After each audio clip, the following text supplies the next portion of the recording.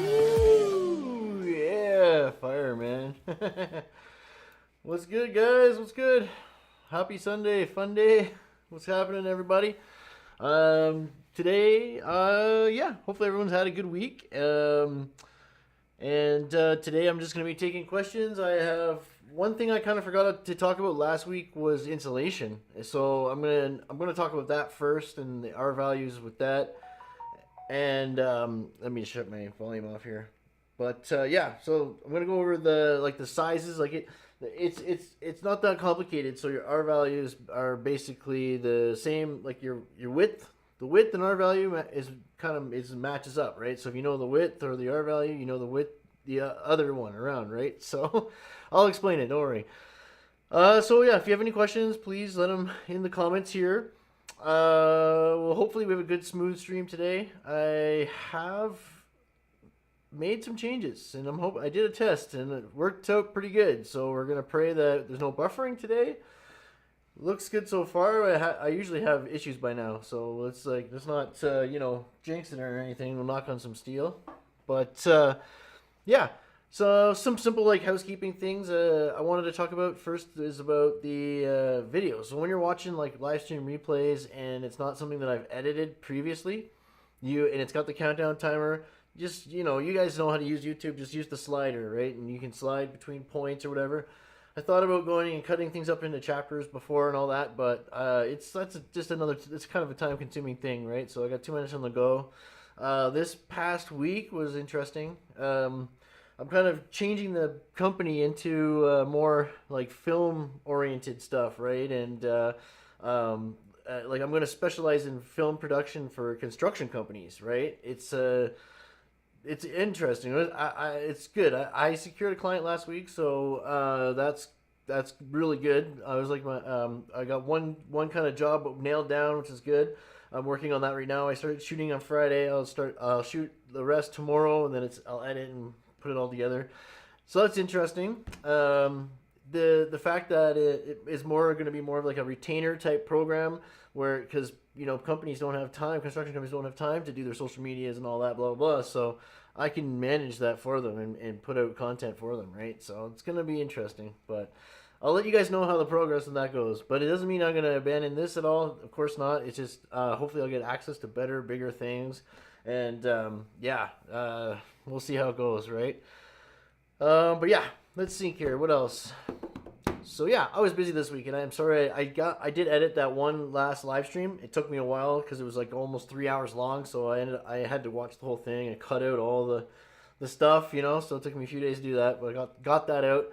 So if you remember, that's that one with that live remastered logo on it or whatnot. That is completely talking about that subject and nothing else. Okay, so there's no there's no extra stuff or me going off topic, right? It's a good stream. It's good amount of information in those. I know they're long, but they're quite packed with information. Alrighty, dudes. Yeah, so if you're in the chat, let me know you're here and say hi. Let me know where you're from. What kind of jobs you do? Commercial, residential, industrial, right? Institutional, maybe, and. But yeah, and especially if you have any questions or have any questions along the way, don't hesitate to ask. let me know. Just let me know. All right. Koneman Studios. Yeah, first on the list, actually, Koneman Studios. In case you guys don't know him, he was a long-term member of Construction Kronies. Passed away 2 years ago. Got run over by somebody, a younger guy, speeding. He was walking across a crosswalk, walking his dog, right? And he was an electrician, and he had and like in controls and things like that, and doing big, like really big stuff, like dams and like just crazy stuff. And he injured his back, so he had a back. He was kind of a little bit slower than most, right? But the guy would build the most beautiful things. Like he would do all this work in the garden for his wife and build all this woodworking stuff. And really cool dude. The super big tool lover. And so we've been following along. Hey, what's up, Sergeant Joe Smith, man? What's happening, brother? Good to see you, man. Good to see you. So we've been kind of like there's a GoFundMe for his family. We've been kind of raising money as much as we can over the past couple of years. And the guy who ran him over was kind of sentenced the other day, so it was kind of a bit of closure to the whole thing. I'm not going to get into the whole thing. I think at the end of the day, I think this guy Koneman, will be happy. I think it worked out pretty good. I hope the kid. It's hard to say because I know Koneman is such a nice guy. He wouldn't want and the whole that 12 years he has to be sober as well. There's like 1,000 hours of some sort of community service. There's going to be restitution. There's a restitution hearing coming up.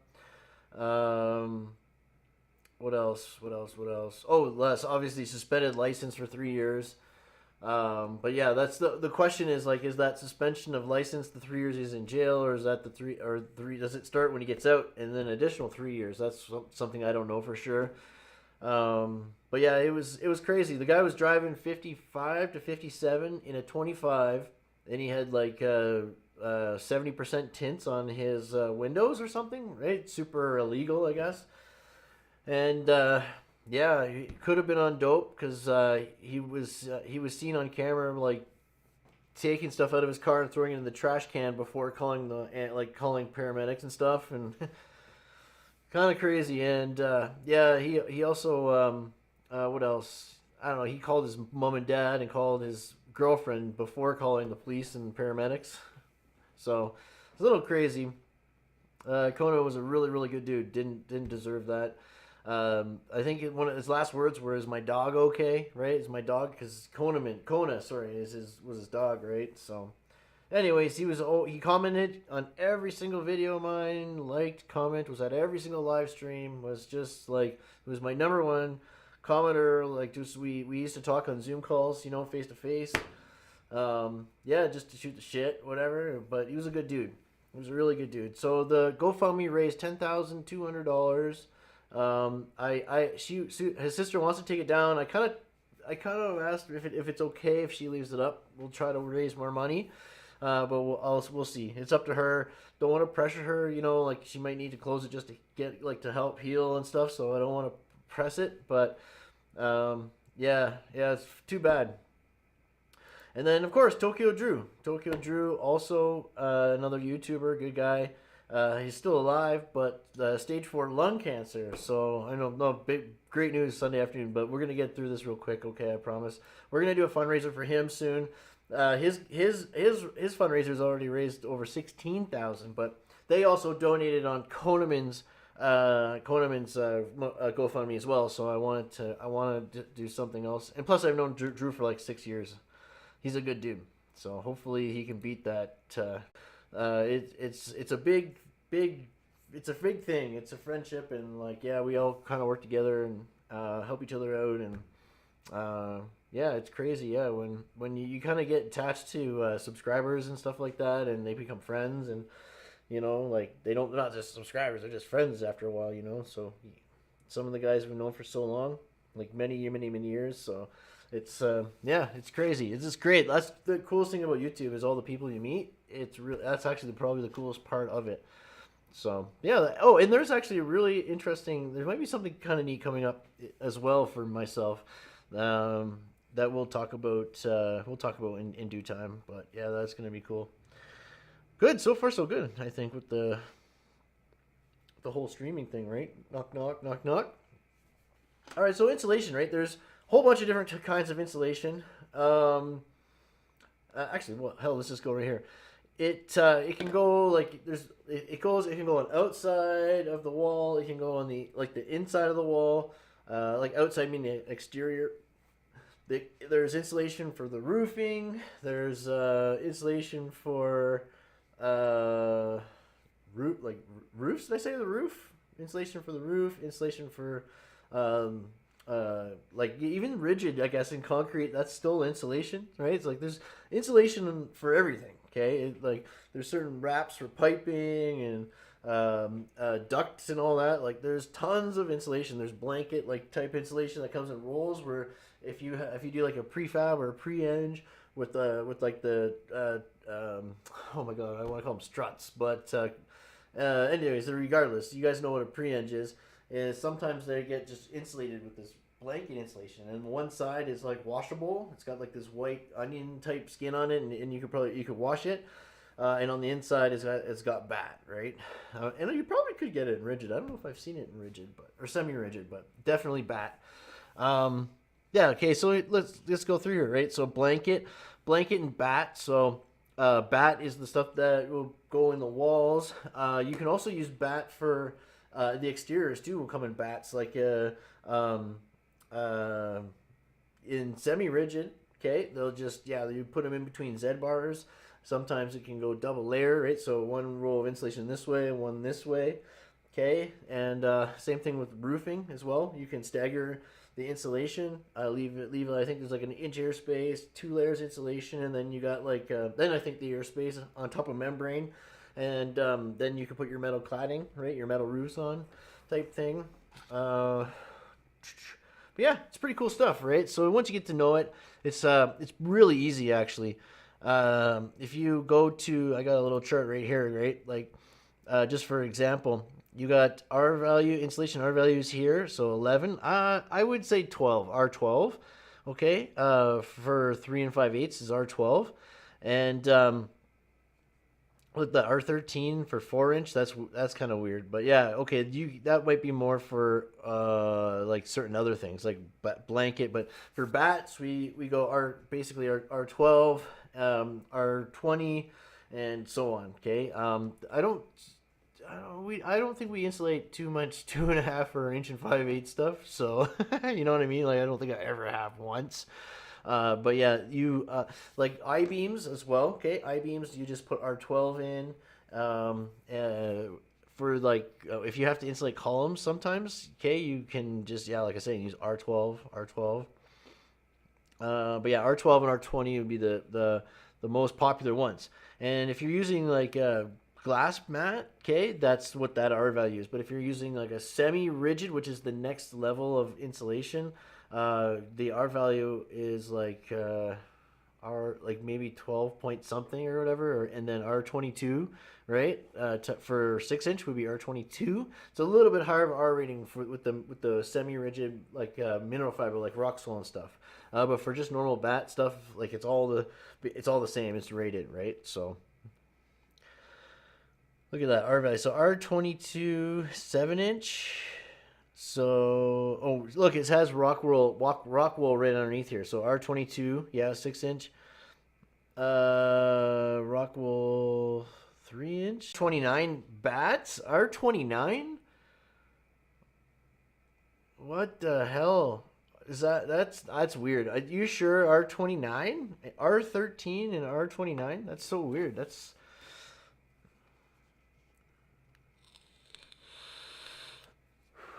Oh, is it buffering? I haven't got a single error yet all stream. I changed a setting on it, and I haven't got any errors on my thing yet. So, was it buffering for you, brother? Shoot, man. It didn't show me any errors. So far, so good. Oh my gosh, I'm pretty happy. You got a couple buffers? Seriously?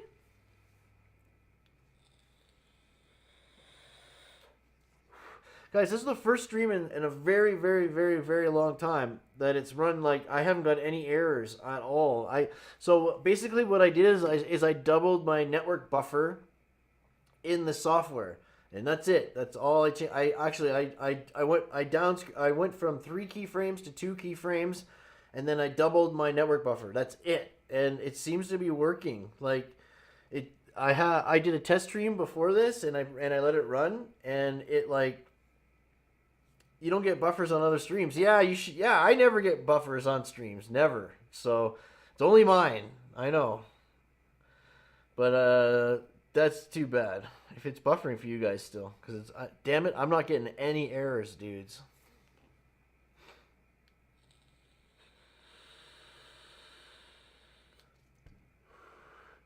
Bummer. Darn it. Sorry, I thought I was kind of excited I might have fixed it there. But yeah, then yeah, here you go. So loose fill, fiberglass, cellulose is quite popular too. 3 inch, 3.5 is R13. Okay, so that's spraying stuff, right? Yeah, right on. The 5.5 R19, 6 inch R22. Interesting. That's funny. That would be the same as the rock wool in that situation. So I wonder what would be more affordable. So rigid board is like styrofoam. I'm special. Yeah, no, definitely. It's the if anything, it's the stupid neighborhood I'm in. It's definitely the internet here. I bet you if I switched providers, it would stop. You know, if I went off for the phone, if I stopped using the phone line and I went to cable maybe or even satellite, you know, get Starlink in this mother right now. That's what I should do. I should get Starlink.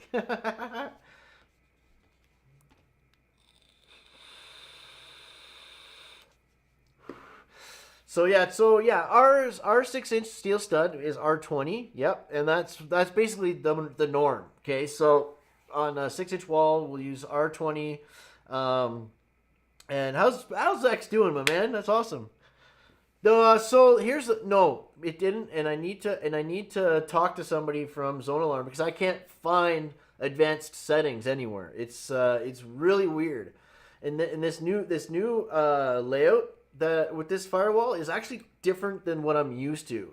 I thought they might have updated it, and so I'm a little skeptical. I don't know what's going on. I might have gotten a different license that I normally do or something. So that could be the problem right there.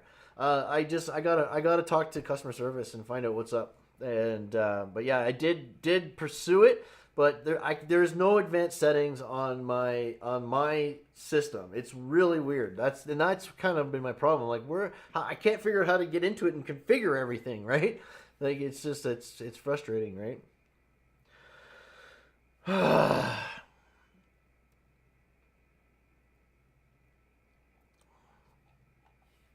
But yeah, it's simple. Like when oh yeah, look, see that, look at that. There, see the even the foil face. There's the foil face stuff, right? How does R value relate to insulation? So let's read this. So heating and cooling costs account for 50 to 70% of energy used in an average U.S. home. Inadequate insulation can account for a lot of wasted energy, so it's important to be sure that insulation installed is doing its job properly. The function of insulation is to provide resistance to the flow of heat, and R value is the measure of exactly this attribute for a given material. A higher R value equates to higher resistance to heat flow and greater effectiveness in insulating. An insulation material's R value, in conjunction with how and where it is installed, will determine its overall thermal resistance and effectiveness. Adding the R values of each layer of material contained in one building component, such as a wall or ceiling with multiple layers of insulation, will help determine the thermal resistance of the whole component. The way the insulation is installed, as well as other factors, will also affect its thermal resistance. So yeah, like you don't want to have pockets in it. You know what I mean? Like, yeah, back to the subject at hand. Yeah, sorry, dudes. We can talk too about anything you want. Go talk and I'll answer. I'm just like, this is a cash stream, right? I wanted to talk about insulation because last stream, and maybe fasteners too. I didn't talk about fasteners and I didn't talk about insulation on my tools and materials stream, but it was already 3 hours long. So that was a pretty good stream. But yeah, I'll just, I'm kind of talking about some of the things I forgot there, but Yeah, right on, dudes. Yeah, well, insulation. It's pretty straightforward. But yeah, like let's see here, insulating concrete forms. Ooh, I wonder if this gives you loose fill and blown in insulation, radiant barriers and reflective insulation, rigid fiberboard, sprayed foam like foamed in place, right? This stuff, this messy stuff.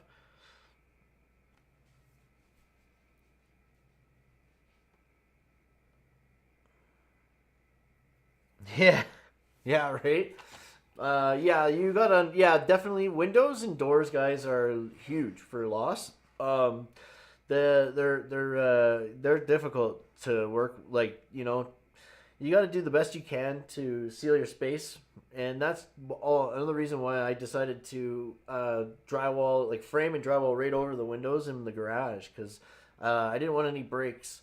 I wanted it to be completely sealed, and it's not the freaking poly. Okay, you want to keep everything tight and sealed, and yeah, that's why you pre-cut that stuff.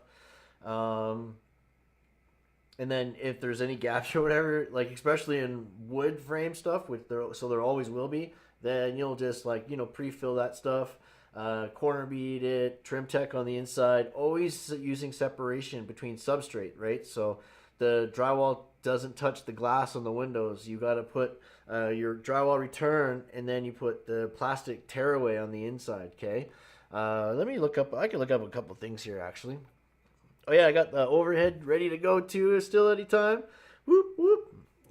But yeah, tomorrow I'm gonna be finishing filming this. It's I've done so. I've worked with I've worked with a bunch of people over the last 6 years, like products and different things that I've shot and done for free and whatnot. Okay, or for like affiliate links and stuff like that. But this is and before I moved to Edmonton, I used to do television commercials and music videos.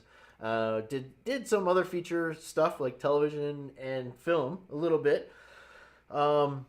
Basically, I specialized in commercials. Okay, like television commercials. Okay, so and then when I went to college and university, it was business marketing and marketing management and like software. So and construction. I've always been doing construction too, but this is cool, man. I'm going specializing in construction film production. You know what I mean? So I'm pretty happy about it. So spray foam is flammable. Yeah, we've actually set it on fire. Yes, we've tested it, and then so same with the there's another one like a cellulose one as well. We've set on fire as well. It's supposed to be it's not supposed to be flammable. And then of course if you ever set the pink there's like this pink fire tape, okay, that you can get, which is like it's really hard to put on properly. You got to do it like you can't overlap it. You got to butt it up and cut it special. Do all this thing. You need to have a course like a certificate to apply this pink tape. But yeah, it's also flammable too. You can set that on fire. But yeah, so anyways, tomorrow I'm finishing the first shoot of the first contract, first film contract that I've gotten with my production company. So that's super exciting.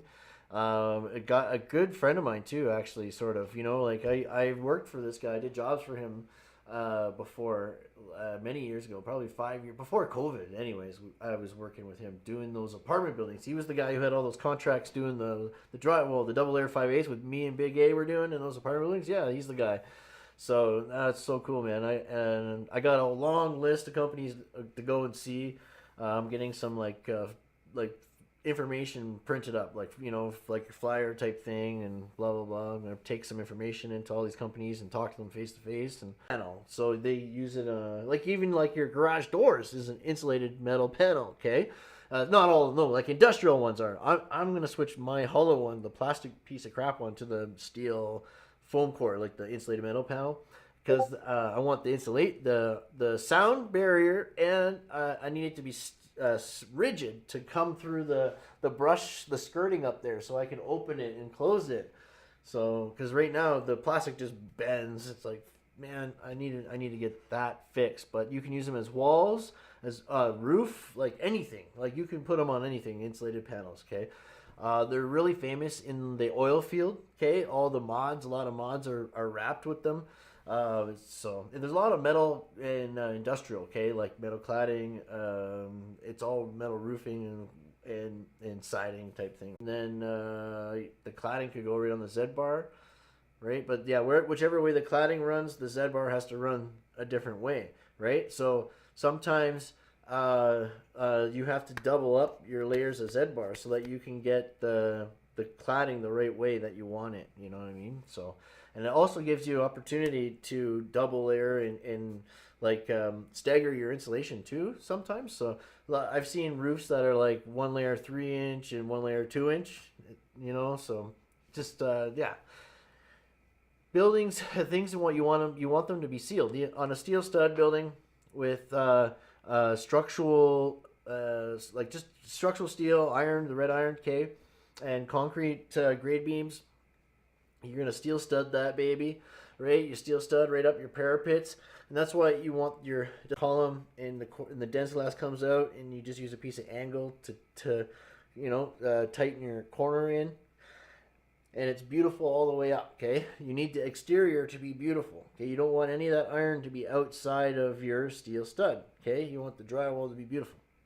So only in a massive extreme cases do you bring your steel in, and the dense glass, if you have to router out a piece of the dense glass, but that iron does not go past the dense glass, okay? That has to be flat, okay? That's an extreme case, okay? But try not to do that. It's just, you don't want that. And then then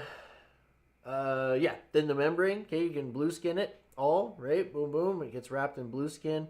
The blue skin comes down, and I think it ties into the foundation, and then that all gets like mastic tarred up, and then at the top the blue skin kind of wraps underneath the parapet and comes up to the inside of the parapet, okay? And then what happens is then the roof ties into the parapet, right? And it's all sealed, okay? Like boom boom boom.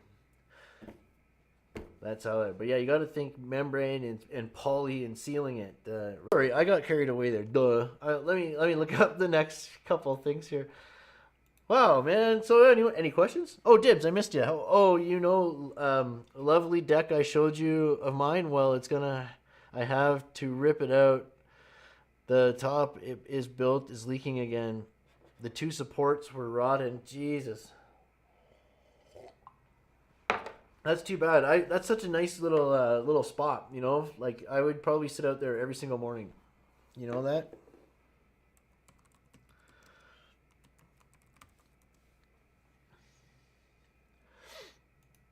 Ooh, look at that.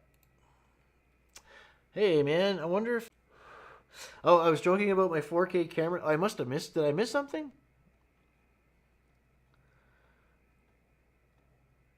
Oh, Chris put 4K cameras on the outside of the building and 4K TVs on the inside because he is so concerned about art value. Yeah.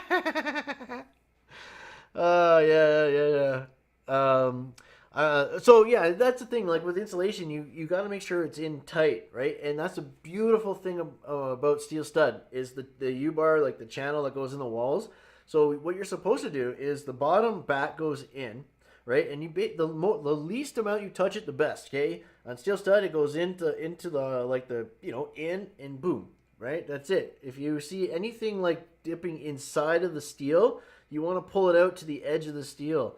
In theory, all the insulation should be like kind of sticking out a little bit. So when you poly and tighten it in, that's when it goes flat. Okay, that's technically how you're supposed to do it. So, but yeah, you got to make sure like you don't want any pockets. But the second back goes on above the U-bar. Make sure it separates in the middle a little bit and it's tight. Yeah? And then you can weave the back together even. So you can't even see any seams. It's really, you can do a really good job with insulating. It's tricky sometimes. No, you don't have to distract me. That's all good. No, distract me all you want, brother. For a window. Oh yeah. There you go. Yeah, that's right. Yeah, camera and TV for window. Yeah. I actually got a TV. I'm gonna probably bring it out here. because it's a bigger TV. It's a bigger screen, and I know it's my 3D TV. Actually, it's a 3D TV. I might bring that out here. It doesn't get used at all right now, so I got a really huge 3D movie library. I freaking love 3D movies, man. Okay, so corner, right? So that's why this is the sharp profile, and the closed angle. Okay, like you can see how it kind of goes around. And then bowl nose. So any bowl nose corner is what round corners are called. So round corner bead is like much bigger. And when you do round corner bead, or if like when you're drywalling a house, if it's round like bowl nose, you got to stop the board on, like you can't overlap the board at all. You got to stop the board right at that corner. Okay, so you half inch, half inch. You know what I mean? Not the quarter inch over, like how I show you for 90s for the sharp corners. Yeah, so for the bowl nose, you want to be like as a detail in like the walls. So sometimes there's like trimless baseboards almost kind of thing, like where you want to do, you just put like a reveal all the way around the room, okay, at the baseboard level, for example, okay, and that's like a yeah, that's flush baseboard basically, okay, that's just a trick. J bead is another thing. Sometimes you'll use that to cap an end to maybe if it's going into a window or something visible. Okay, you want to cap that. This L bead, I have a feeling this is the tearaway. This looks like I have cameras facing this way towards the studio. I have another one I'm mounting on the back that'll watch the alleyway back there. And then yeah, actually I have two cameras inside, but yeah. Oh, metal brakes are fun. They're heavy and huge. I go every year. I go to the Western Manufacturing Technology Show. You guys seen me. I've actually covered it in the past on my channel, guys. And they have one of their main things is brakes, and they have electric ones are freaking cool, man. Like they're huge machines, can do crazy stuff, right? And then they have other ones that like they're sheet ones that do the sheets. And then they got like plasma cutters and like robotic arms and robotic welders, and like yeah, it's pretty cool. And then of course there's a bunch of software, the sensors. I always go to the booth that there's these guys that make nothing but sensors, different kinds of sensors. So it's pretty cool.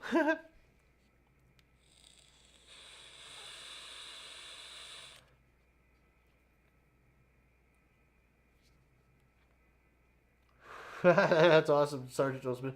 Yeah, it's something like I did like here, right? Like it's a wood 2x4 frame, okay? Wood 2x4 frame, and then I did a 6-inch 16 gauge steel stud on the inside, and staggered the studs as well. But yeah, and then insulated poly ceiling, insulated, and those are 8-inch joists up there. This wall here is 3 5/8, but it's insulated double layer 5/8 both sides. The only thing that escapes is the top part, but I put that skirting on and it's great. But the only last thing is I need to add those insulated metal panels on the door, and then it's done. But yeah, brakes are fun. They're just heavy, yeah. And hard to move around. But I've worked on job sites where there's a seat can dedicated just to the little brake, like a little 4-foot one or whatever. But yeah, they're cool. They're cool. They're fun. Yeah, it's really fun. Yeah, if you could bend and make like flashings right on site too, it'd be really handy too. But yeah, this is the stuff, right, that I always use around windows and glass or drywall that go like that. Then there's a CMU transition or concrete wall transition. Say it's like a concrete prefab, like a precast slab or something, right? You stay back 3/8, 1/4 inch. You put the tearaway in, and then you mud it, and then this tab here just rips off. It rips right off, leaving a nice. See this little tab right there? It rips off at the end, and then this piece is the reveal right there. You got that 1-inch part. I just staple it onto the drywall, okay? And then I coat it. right? I staple it on, and then I coat it with first coat with yellow, and then second coat green. But that's that we use a lot. Okay, this one. Yeah, look, see, like he's got like it's going into wood all the way around. Like for some reason, it's probably some funky ceiling design. Okay, but yeah, check that out. You put the tearaway on. You're gonna mud that thing, and then you'll rip off the tab. It'll look cool. I don't know if there's more pictures of it.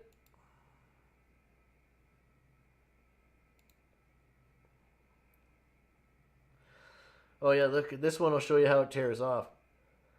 See how it peels right off? Yeah, that's what I mean. That's going right into the window mullion right there. Okay.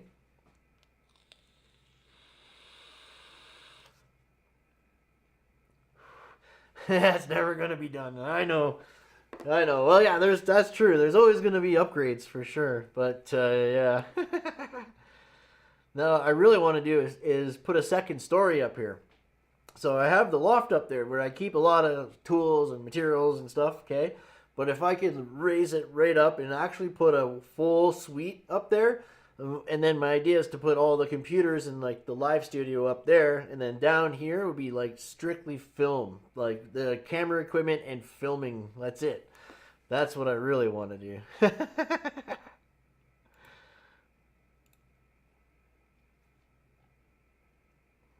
All right, cool, man. But yeah, that's a very popular one. Oh, let's just go right back in for a second, because you can get it if it's too tight, say the board or whatever. You can get it flat, right?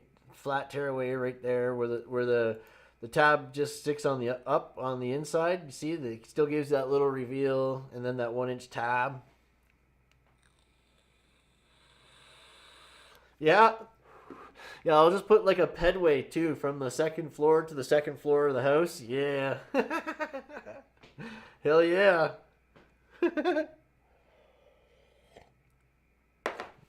I do, sir. Yes, sir. You bet. Yeah, absolutely. It's harder said than done. I know. I had all these dreams, but yeah, it takes time sometimes. Like it took me years to build it all up.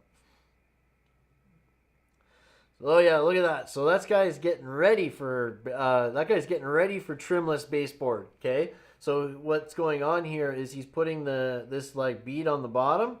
Okay, and you can see it's different. Okay, and then what's gonna happen is they'll put like their wood baseboards on the bottom here. Okay, that's what's gonna happen there. Okay, that's trimless baseboards. It looks so good, man. Oh man, I might do that here actually. It looks really good. It's a lot of work, but it looks mint.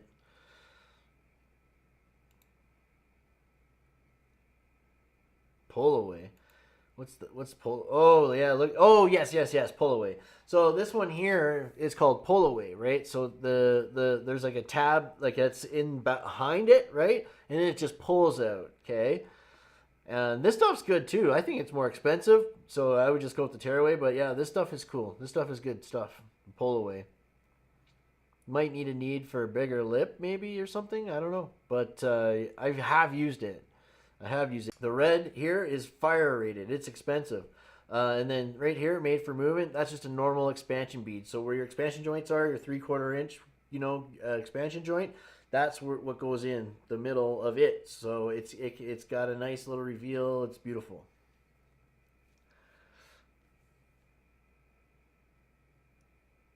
Not for stream. I've had a dream crush, but not for stream. A 6 inch ballistic glass? Yeah, probably. No, that's fucking. That's funny, man. Let's look it up. 6 inch.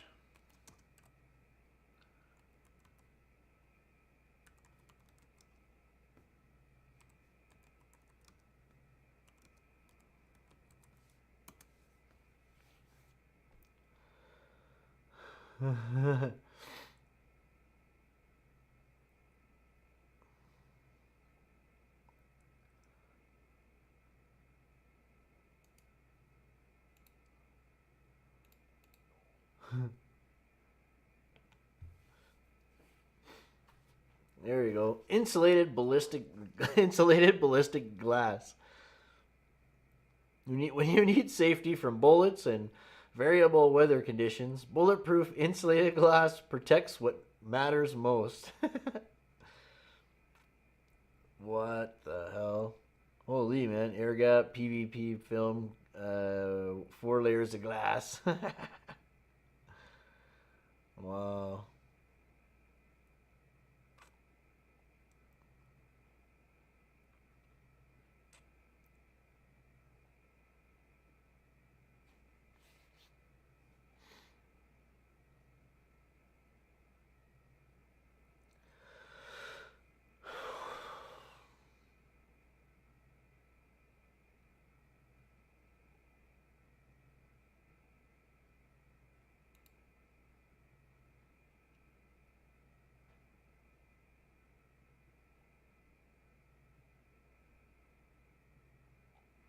Huh.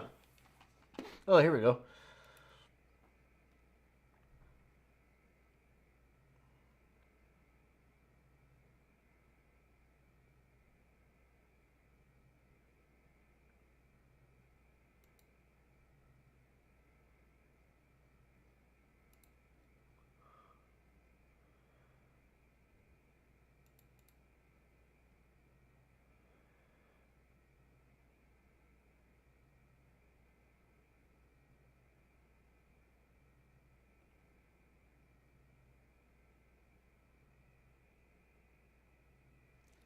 Yeah, I bet. Good for tornado prone areas for sure, right? Huh. It's funny. It doesn't give an R value though. Oh, why did I do that for, dummy? I wanted to look at this.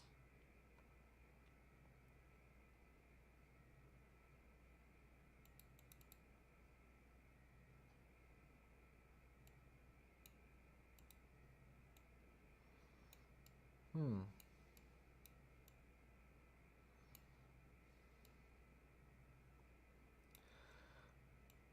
That's like a bank teller glass or like a store teller glass or something. This one here. Yeah, that's cool, man. Right on, dude. Oh shit, that's funny, man. So, Dibs, are you gonna be tearing that all out yourself? The platform?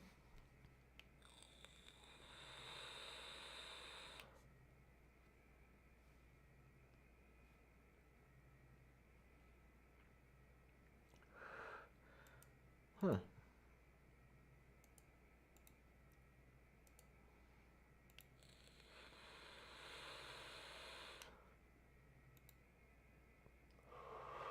Oh, 90% done. Excellent, buddy. Excellent. Oh, good shit, man. Are you gonna put a new one in, or just gonna leave it? Yeah. Sergeant Joe Smith's lawn care customers are advised to install 6-inch ballistic glass if they want to claim insurance. All right, on dudes. Nice, man. So for regular like half-inch drywall, 5/8 drywall, Den's glass, like the like 5/8 half-inch stuff, we're gonna use 1.25 inch drywall screws, okay, for 1 layer. If you're gonna go double layer 5/8, okay, go 2-inch screws are good, okay.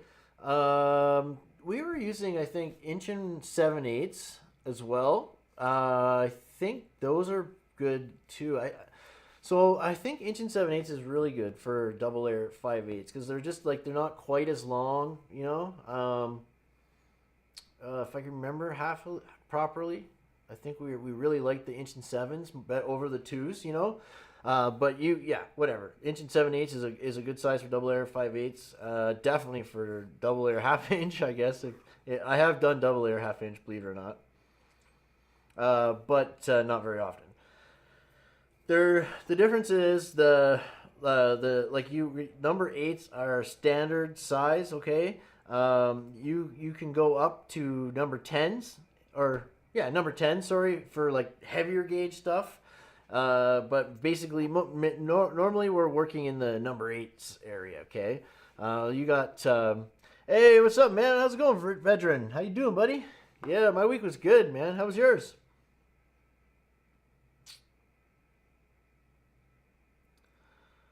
Oh man, what the hell, man? Whatever. And the bugle head, right? Bugle heads. And another thing is too. You can see like this drawing here is like a coarse. You're gonna use coarse screws on wood and fine thread on steel stud. Okay, so that's another other thing you need to do. Yeah, busy. Yeah, that's good. Yeah, busy's good.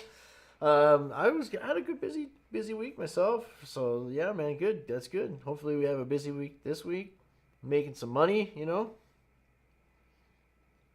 Um, yeah. So basically that's it, right? You want to know for drywall screws, inch and a quarter for one layer. It doesn't matter if it's half inch or 5/8. Okay, inch and a quarters. You can get smaller screws. So for if you're going into say a pocket door where there's a pocket door, you can get like 1 inch screws. Okay. And there's even smaller ones like 3/4 for special ones for special things.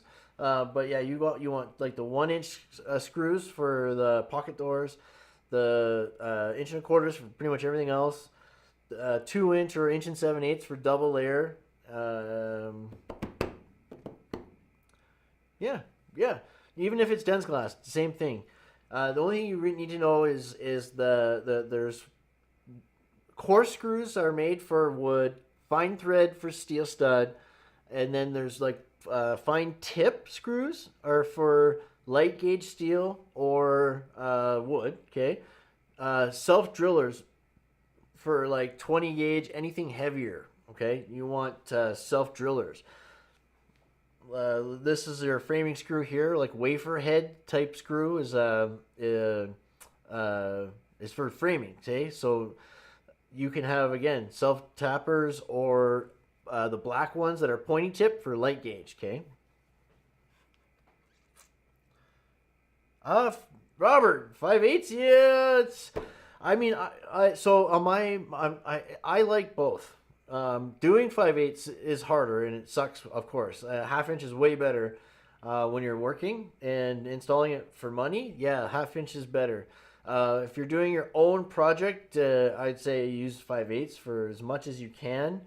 But yeah, yeah, it's double layer 5/8 on the lids. Like man, that can get pretty crazy. Like you're putting 12 foot, 14 foot sheets up. Like yeah, it can get kind of crazy, but half inch is definitely easier for work, right? The strips. There's Hilti guns that you can get I think almost all, I think a lot of there's quite a few brands now of the collated type gun attachments you can get. Basically all the same rules apply. You can't get them for framing screws, they're too small, but drywall screws, right?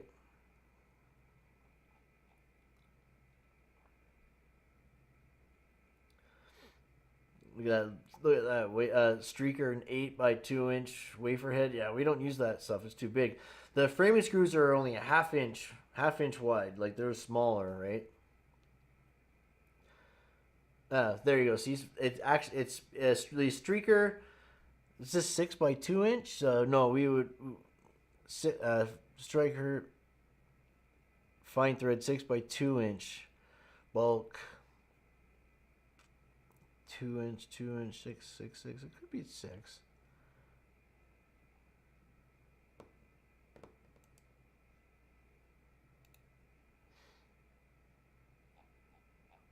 Yeah, but yeah, not too much with that.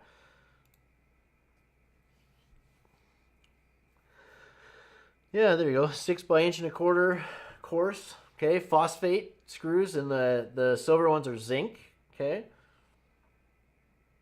but yeah, number 6 inch and a quarter Phillips scavenger head. Right, you got the scavenger heads there. Scavenger.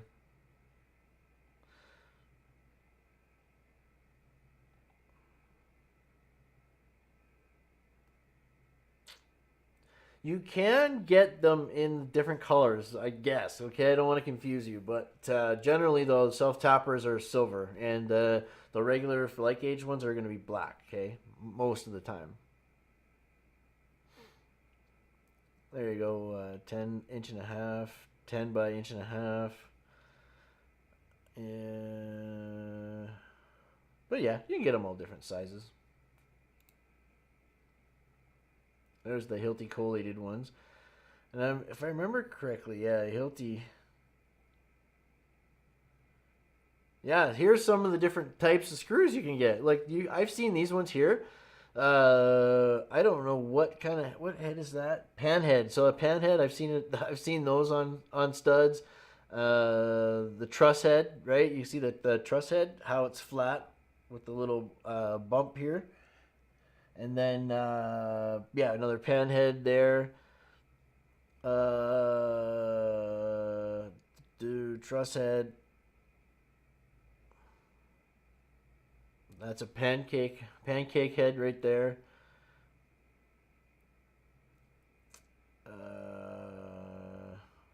Standard. It's like totally flat, right?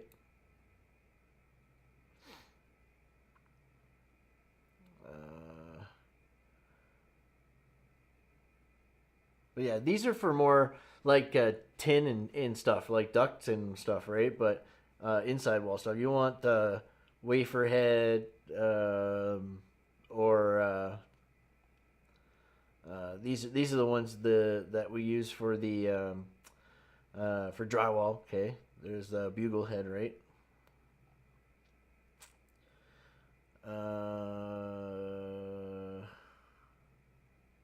Yeah, you don't want anything to poke out, bump out when you're framing. You know what I mean?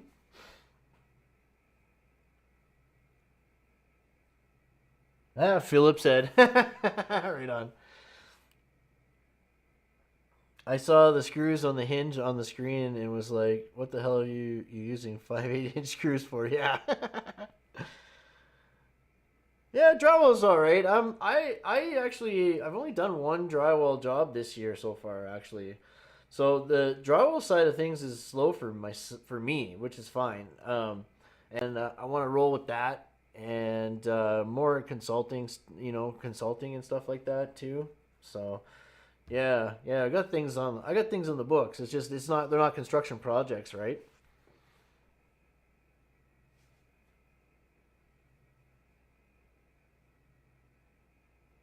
Oh, paid. Sorry, the house draw. Yeah, we do it by the linear foot. So I charge 65 cents on average a square foot for drywall. So yeah, that's how.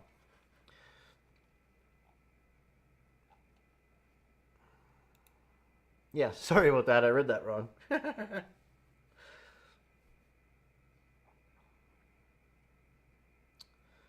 Boom, man. I guess I could kind of pull you up some of these other shots, the Hilti stuff. If you go to, if you're on the Hilti website, it's pretty easy to browse. And if you go to the tool, okay, what we use are these powder actuated. Oh, you know what, guys? Oh man, that reminds me. A company, Peter Olson, kind of reached out to me about this. It's a tool head they have for these tools, these press tools. I'd have to buy one of these tools, but I'm gonna maybe see if I can get one and to do a video, but then give it away. It's like a $3,000 stud press where it punches holes for pipes and conduits. It's really cool, man. But yeah, it's really neat. But yeah, if I maybe get it and just to do a video and then can give it away or something, do a giveaway or something. But yeah, I would need direct fastening tools right here. Okay. That's so funny, man. I don't know why the heck Nightbot ain't working too, man. I swear to God, I went and I looked at it at Nightbot and everything seemed fine. So why is it not working? Hashtag weather Edmonton. Have you tried that in a while? Like, why is it not working? What am I thinking about Hilti tools? Yeah, sorry, dude. So when you go, like these are the different tools we use to fasten our steel track or steel stud or whatever to concrete or steel. Okay, the BX3 is really the coolest one there is. So if you go into the tool though that you want, right, and it'll always show you the fasteners underneath. Okay, like under related products, it'll show you the fasteners. Okay, for that particular gun. So you can see here, these ones would be steel to steel. They're going to be the shorter ones. Okay, collated nails for fastening steel using the BX3 cording nailer. And then this one here, the black ones are usually for concrete. Okay, premium collated nails for fastening to concrete and other base materials using the BX3, right? It looks like there's a longer one here you can get, and then this one might be like a little bit longer. I'm pretty sure I've used these ones too for fastening to concrete and other base materials. Yeah, the XP B3 and the XC B3. Yeah. So sometimes older concrete is really hard, and then these XP B3 MX pins work good in that, and where these XC ones work good in like new concrete. You know, that's how what I've noticed with those pins. I don't know if that's specific, but that's how they work. So. Yeah, there you go. So the commands. Hey, OG, what's up, man? How's it going, bro? Yeah, dude, I don't know why it's not working, man. I'll have to check it out again here. Using a Bosch. So what kind of? So Robert, a Bosch nailer? Is that what he's using? Like a Bosch nailer? Let me see if I can log into Nightbot here. I think it's login with this.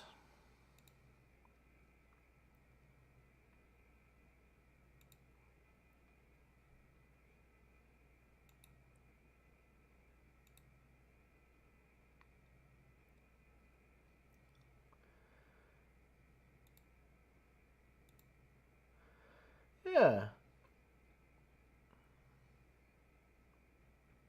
Yeah, it's on. Let's see if it works again.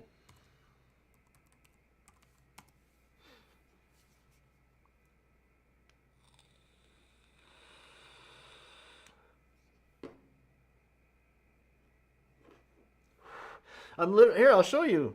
I'm looking at it right now.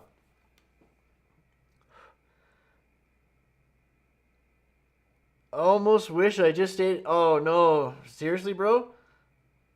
I never got to watch your full stream on Instagram there. Everything all good, bro? Ah, shit. Weird. I don't know, man. That's so weird. Domestic bliss, yeah. Can't live with him, you can't shoot him. Oh. What did I do? Booyah, booyah. What the hell else? Oh, I guess I can. LL, yeah. Oh, Bosch, duh. That's what I was gonna look up.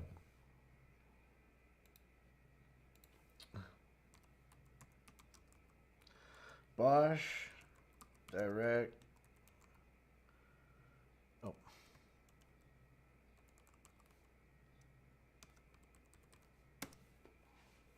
Oh yeah, look at that.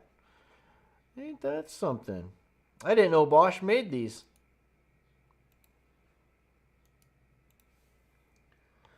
Huh. Whatever. 2023. Did they just come out? Yeah, isn't that a wild? So Stream Elements is working, but Nightbot's not working. I wonder if I can community moderation, moderator activity. What's this about? Oh.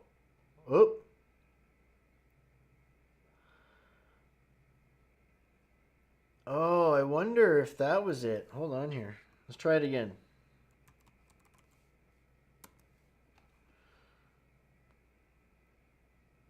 Hey, Patrick. What's up, man? How you doing, bro? Man, that's not working. If I'll just turn that back off.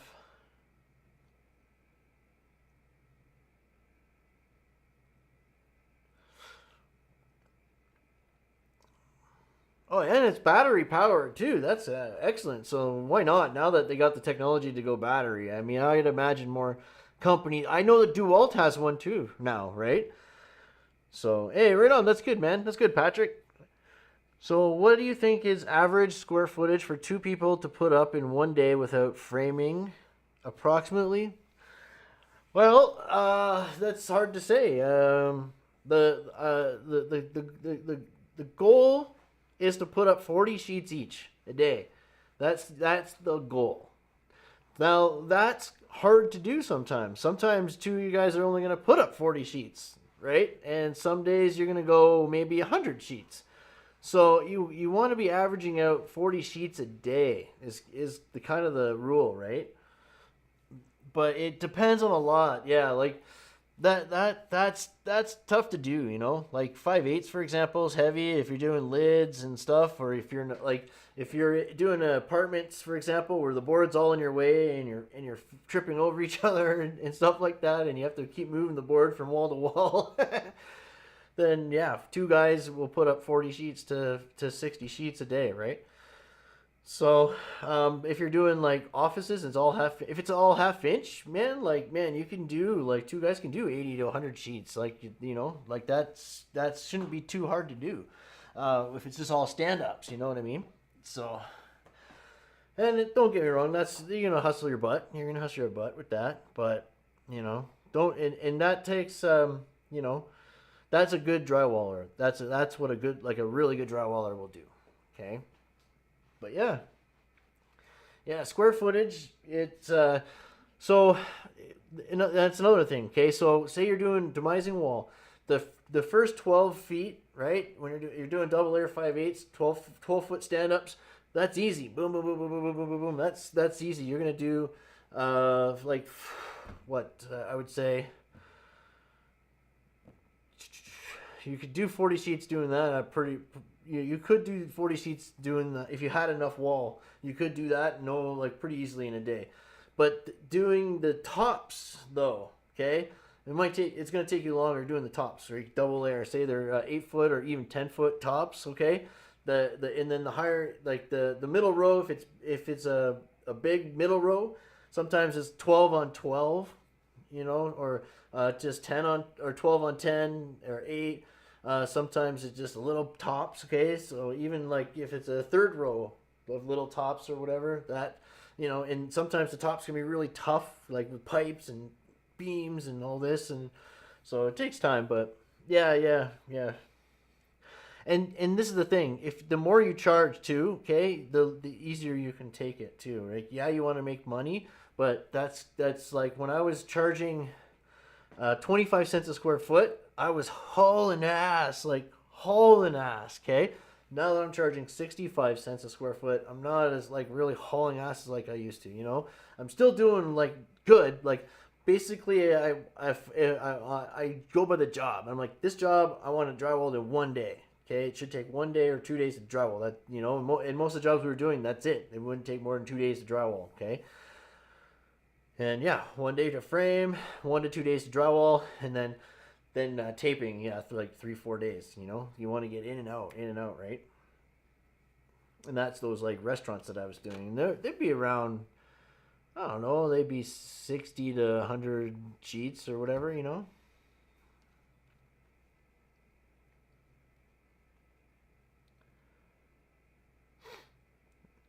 Oh, hey, yeah, maybe Stream Elements is. Yeah, Jose. Yeah, 65 cents for drywall. Yes, um, that's that's just how it is. You know, like we don't work for drywall companies. Okay, we've cut those guys out of the picture, and we work directly for owners or general contractors. And there's no drywall contractor in between.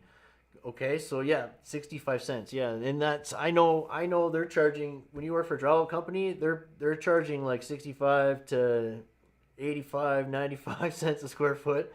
and they're giving you 22 cents. Okay, so yeah, trust me. Trust me, I can't tell you how much like these clients are telling us how much money we save in them. The drywall contractors charge so much, and yeah, they're not paying the workers. That's for sure. What they're doing is they're paying for all their office staff and all their project managers to have new trucks and drive around and gas cards and feeding them and all their, like whatever. Okay, when you work, the more people that's in between you and the owner, okay, that those people are making a cut of that money, right, of that piece of that contract. So you want to eliminate as many people in that chain as possible. You know what I mean? Yeah, yeah, go for it, right? The only thing is you gotta, like I say, you gotta be able to find your own work, and usually that's just over time, and you get to know people, and then you just start pricing jobs and working for people. But yeah.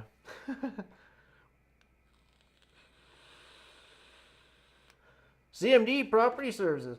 Yeah, I see that, eh? Yeah, that's great. That'd be probably a pretty good gun. I wonder what the cost of the fasteners are compared to the Hilti. That's what I want to. That's what always interests me. Um, yeah, you bet, Jose. Yeah, no problem, man. You bet. Thanks for the question, man. Yeah, appreciate you, man. Absolutely. Ah, it's 18 volt. That's weird, isn't it? I guess not really. I mean, the Hilti 22 volt. I love it. I think it's great, and it's definitely there's definitely like a power difference between them and that and the 18 volt system that they had. So and maybe the battery might last longer. With the 22 volt, I don't know, right? But yeah, 18 volts is strange. For that's a strange number. Maybe that's what they work in. I don't know because I don't have Bosch tools, but all my stuff is Hilti. Let's see, is there anything or home subscription company? Let's go Bosch Home. Bosch makes a lot of stuff. They're a good company though. My the hammer drill I use is a Bosch. That's one. I have a Bosch laser too that I have a Bosch pin laser, and I have a Bosch hammer drill. I show you the one I have.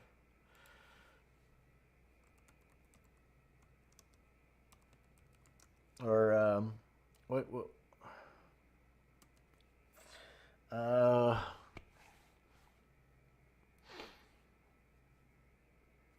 oh my god, why can't I freaking remember? Rotary hammer, yeah. Duh.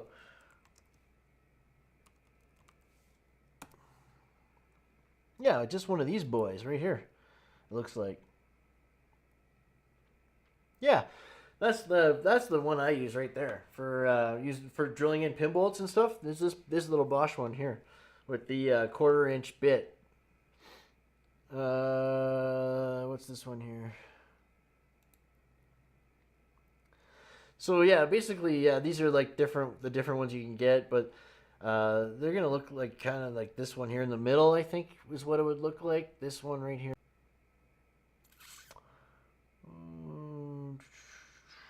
Hammer drill bit. I don't know. Let's call it a hammer drill bit.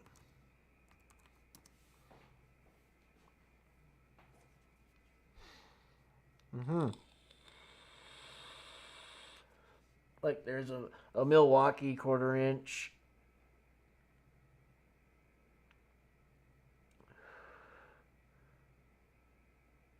But yeah, no, you want the ones that look like this, right? Yeah, these are the ones that you want. You want the one they look like this. Okay, those are the bits that you want right there. 1/4 inch. You can get them different lengths. Okay. I think we go. I think we. Shoot, I don't know. Fuck. What do we use for length? I can't remember off the top of my head. 2 to 4 inch. So yeah, I guess 2 to 4 inches would be right. Yeah, yeah. But 2 inches is a little small. That'd be like stubby, eh? But the 4 inches is a perfect good size. You don't have to go down that far, but some pin bolts are 3/4, some are 1.25 inch. Okay, so you want to go down just a little bit. But what you can do is you just take electrical tape and you tape your depth on the bit, right, so that you're not going down too far. That's all.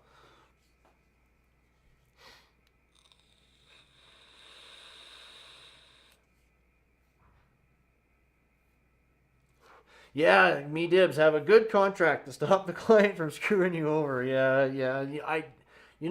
I got bid again. I know, man. I mean, the thing is I did quote it. I did get acceptance of the quote. I have documentation to prove that he owes me money and all that. But there was no contract.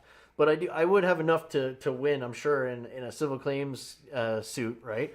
But because my documentation is good and I communicate on text and email and stuff like that. But yeah, he's the guy. Actually, I totally forgot about that asshole. But he owes me money. I haven't talked to him. He said, what a fucking bum. The guy's a little baby man. But yeah, have a good contract. So you get used to these guys. That's the problem. Only the people that you get comfortable with or become friends with, whatever, they're the ones that are gonna screw you. Okay. Yeah, that's like I worked with a guy all year and I trusted him and we were doing so many jobs. He was usually giving me huge deposits and it's like, yeah, no, yeah, he ended up not paying me in full for the last. Some problems with the jobs, not my fault. Like it was their fault. And I know why he didn't pay me because he's trying to make up money on his losses. Okay, he's being an asshole. But that's the thing. Like, you got to be careful. You don't want to do too much for guys. Like like you don't want to be overly nice to be too and do favors. You want to make sure that you're all business almost. Like and charge people for extras but not get out of hand where like you're not doing any favors at all. Like, but you got to be super careful. And never be afraid to talk money up front. Okay, you got to be straightforward. Get it ironed out. Get it on paper. Say how much you're getting paid, when you can invoice, when you expect payment after that. Yeah, you have bills too. You got things to pay. Like it's got to be ironed out up front. And then so when people start like dodging me or like getting weird, like some guys just wait forever to pay you, and that's frustrating too. Like because there's like a 45-day lien period, right? And you want to get a lien in before those 45 days is up. If you think you're not going to get paid, right? So those guys are all like actually wrenches actually. Yeah, right on, dudes. No, I appreciate the moderation, guys.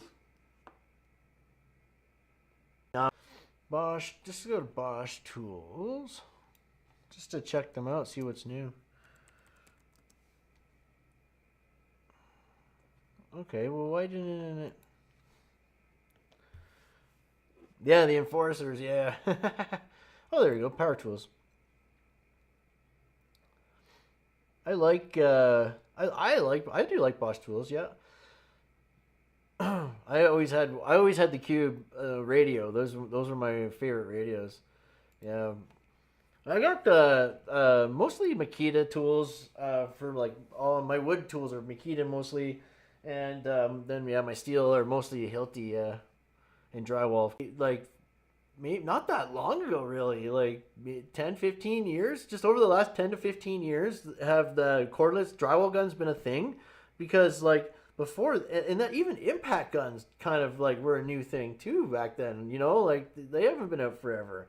So the power was never there on the cordless ones for drywall, right? So we always all us contractors and piece workers always used the plug-in ones, right? And the do-wall drywall guns, So yeah, these GFIs, but the boxes were always super handy.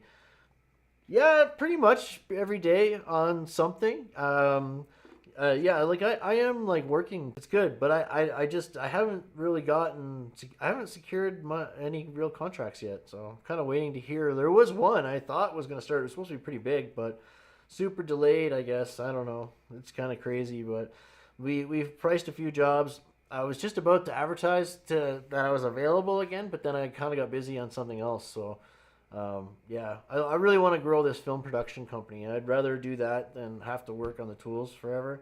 You know what I mean? So I'm kind of getting a little tired of construction. Like, not that I don't like it. It's just like I definitely want to help. I want to teach guys. I want to help train guys. I want to like help the cause and help construction become a better place for everybody. I really want to do that. I'm not going to ever give that up. But I'm it's the state of things. Like it's just I don't know. I don't know. I think it can be a lot better. And I think even too with the building systems, like it's kind of nice if I can help innovate new things, like new ways to build things and stuff like that, which we're kind of talking to people about. So yeah, yeah. Oh, it's not working. Damn it, it's not working. So it'll be good though. I'm never giving up the channel or anything like that. No, we're gonna go and hopefully make more money, and then we can do some other things. And yeah, it'll be good.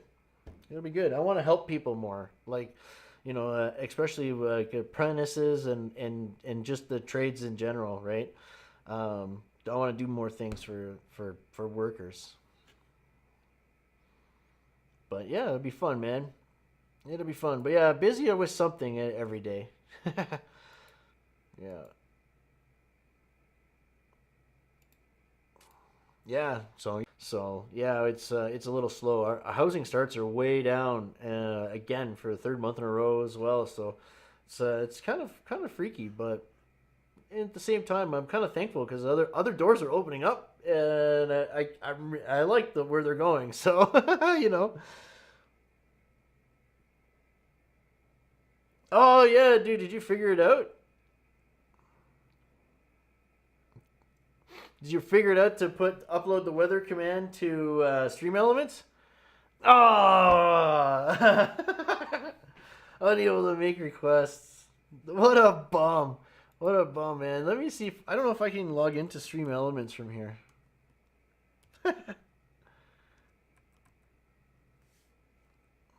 Let's see if I can.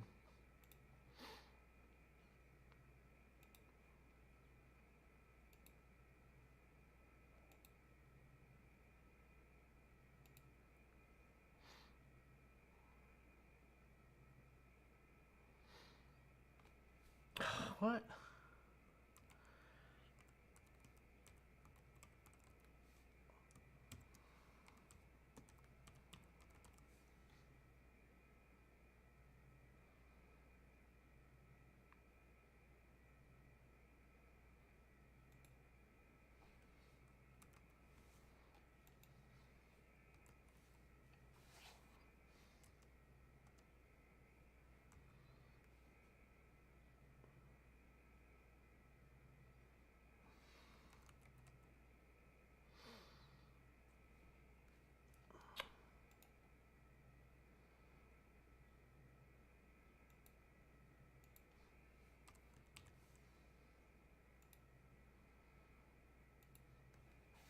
All right, let's see here.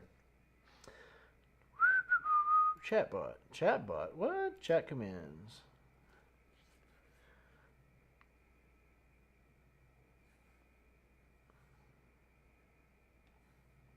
Hmm.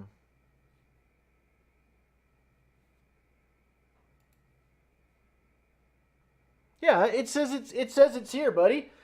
It says it's uploaded. Check it out.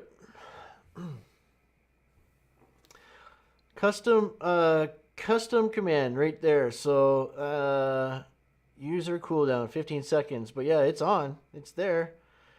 It was successfully uploaded, dude. That's cool. Oh, look at that. There's the Me Divs GoFundMe. Nice.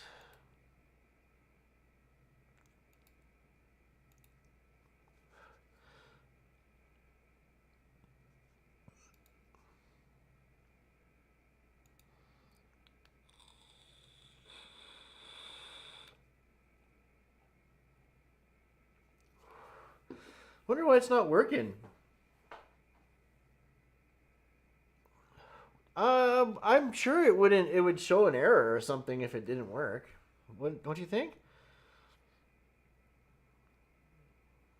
How do we? Oh, booyah!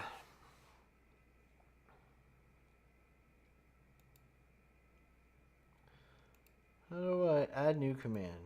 Oh, here we go. Let's see here.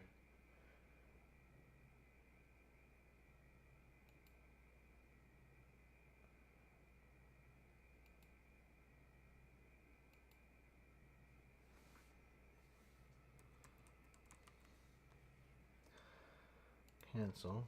Let's go into, actually, let's just go into this. Oh.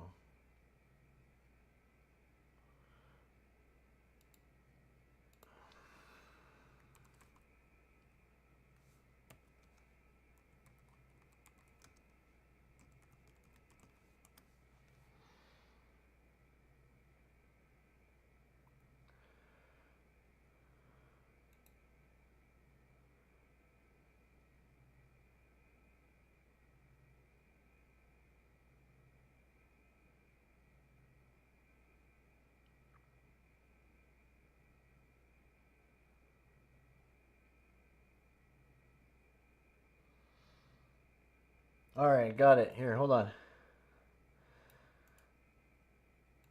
I got it. I got it. I got it.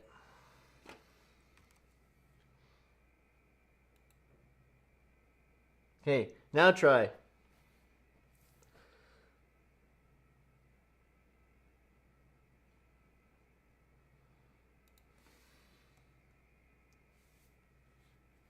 Yeah. Oh, what? Oh, wait, hold on. I got the damn wrong one, didn't I? Or what?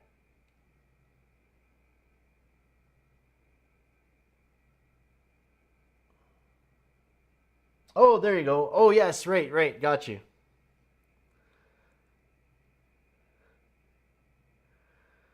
What?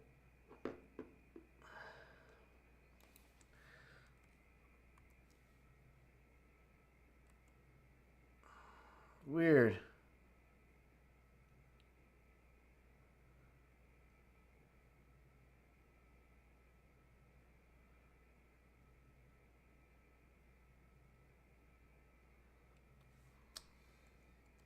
Doesn't like that. If we go this M. Oh,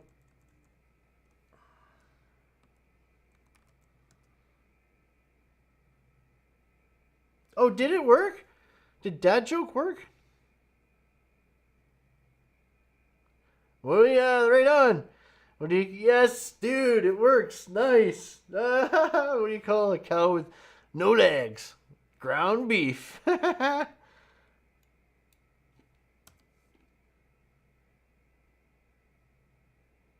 Oh, maybe. Yeah, yeah, yeah. That's it. Could be. Could be a Twitch slash thing. You know. I'm on a whiskey diet. I've lost 3 days already. That's awesome. Yeah, that's really cool that that works. So yeah, maybe the dad joke thing just doesn't work, but I could look at it closer later too. But oh, that's really cool, man. That's awesome, buddy.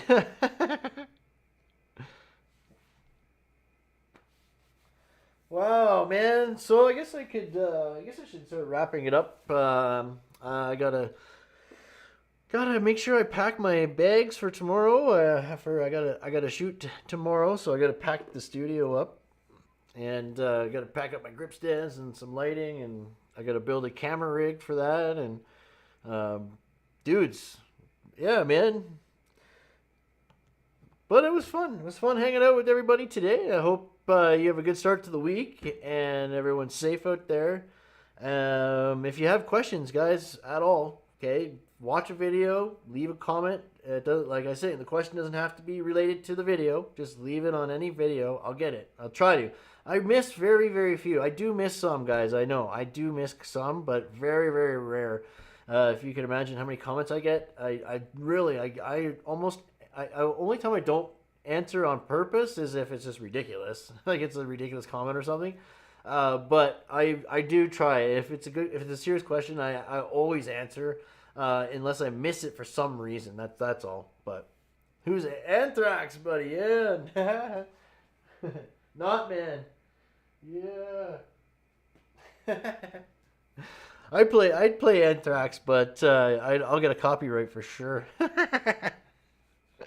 Oh man, that's awesome, dude. Yeah, finally the weather's good here. I can finish my front garden, hopefully. Um, Kronies Hitman for hire. Yeah, right on. Yeah, dudes, I'm so excited to get into film production again. I love that business. Edmonton really sucks for film production, and I feel like there's a huge untapped potential here. It's just you got to get the right people together and on the right, like on the right plan. And yeah, I haven't seen that shirt in forever. Eh? Right on, dude. I know. You should see. I got. You should see my Slayer shoes. I got these. Slayer in DC just did like a collab, and yeah, I don't have them on me, but yeah, I got these Slayer shoes too. They're really cool. Really cool. But yeah, I was buying my son one for Christmas actually, and I was like, oh man, I'm getting one for myself too. Yeah, I think it was last year I did that. Yeah, but right on, man. Got my skateboard in the car, ready to go. So if I hit by a park, I'll pop out and I'll ride for a bit. But yeah, dudes. Yeah, I'm looking forward to it. It'd be nice to save the old body a little bit. That's the thing. Like I've had a good run. I've had a really good run on the tools. I've installed a lot of stuff, but like it comes to a point, like where it's just like I don't want to. I'm just not, like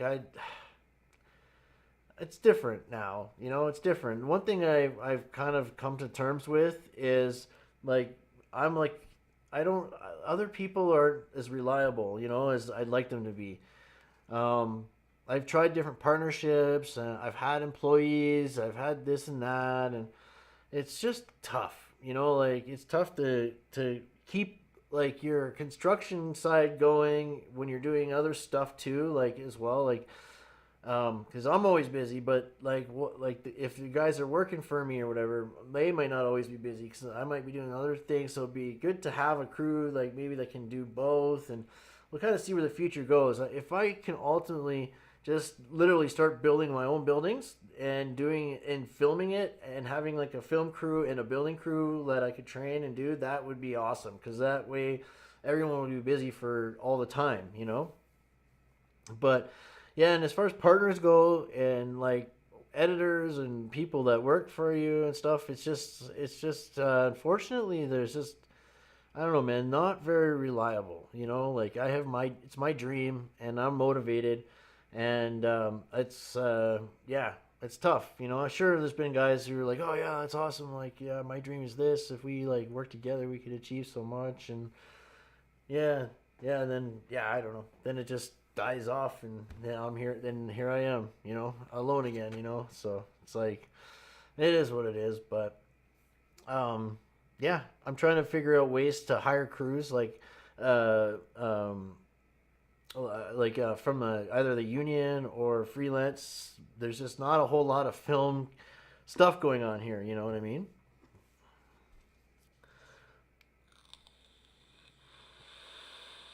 Yeah. So that is incredible. Absolutely incredible.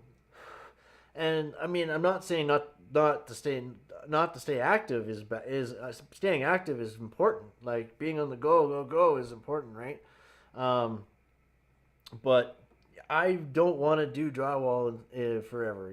Like if anything, I could do framing for sure, right? But I don't want to do drywall forever. And I don't want to be messing with insulation anymore. And you know, I don't mind taping too much.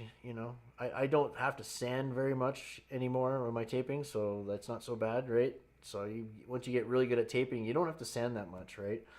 So yeah, yeah, it's pretty cool, man. But I'm never gonna stop teaching you guys.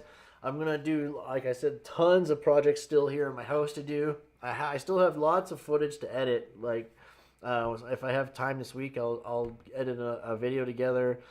Um, Drywall for life? Yeah, no, I'm not. I'm done with it. I'm done with it. And it's just like, you know what it is, guys? It's not the work, honestly. It really isn't. It's the fucking guys who are running the shit. Like the contractors and the like owners are better than contractors. Okay, that's for sure, hands down.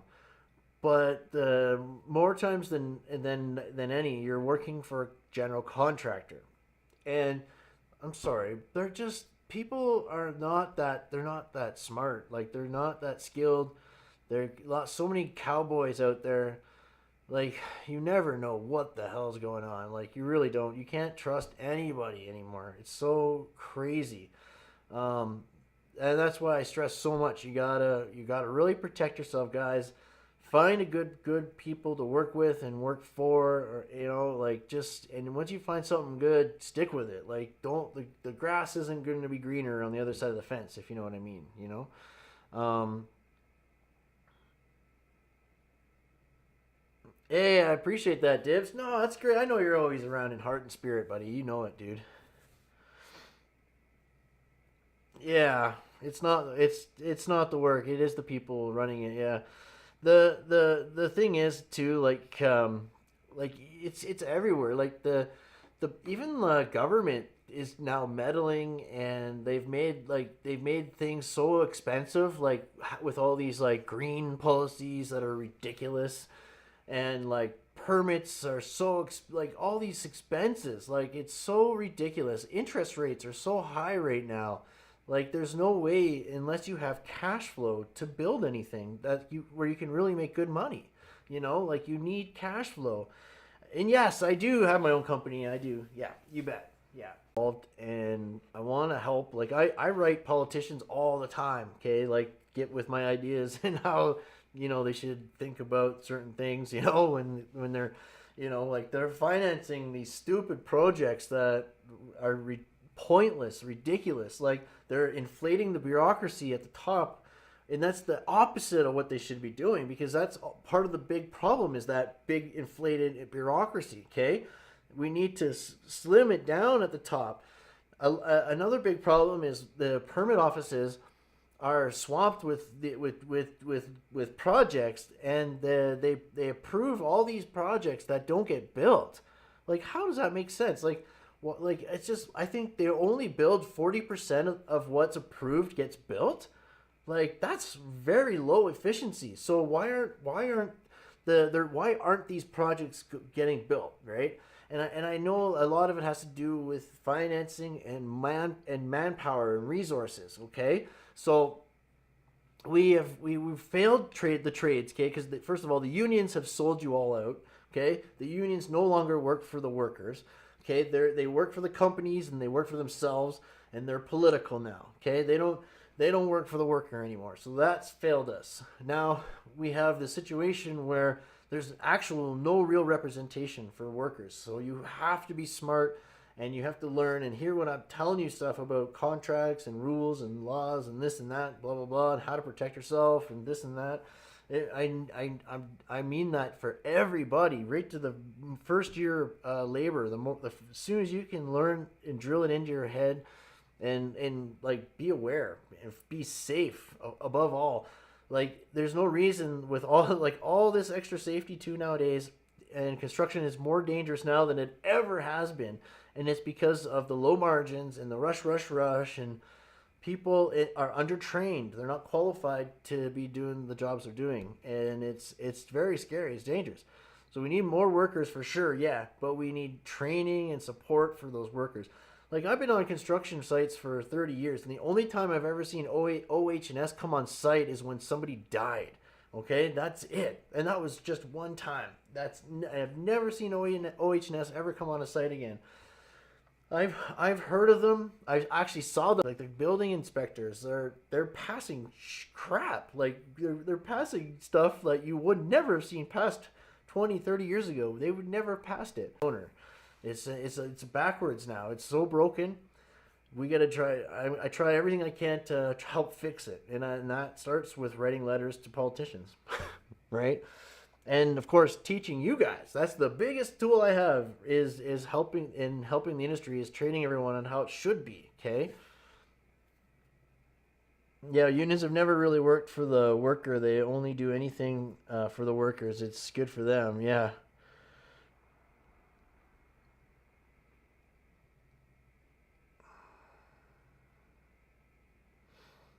Green policies, yeah, exactly. It's virtue signaling, exactly. You should do a video about the death and what happened if you haven't already.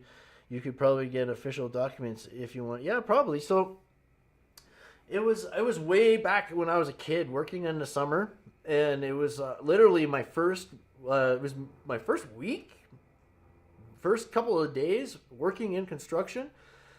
I was I was on a union site. I wasn't supposed to be there.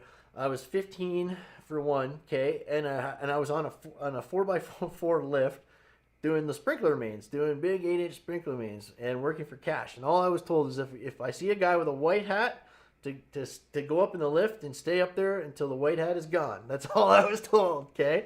And I was shown how to use the lift and how to do it, and like half a day of training, and then I was doing it, right? So, oh, the good old days, fucking awesome. But anyways, yeah, it was a transistor explosion that killed 2 electricians in the electrical room or something like that. Yeah, it was insane. So I remember the big flash of light and the sound. That's all I remember. It was just insane.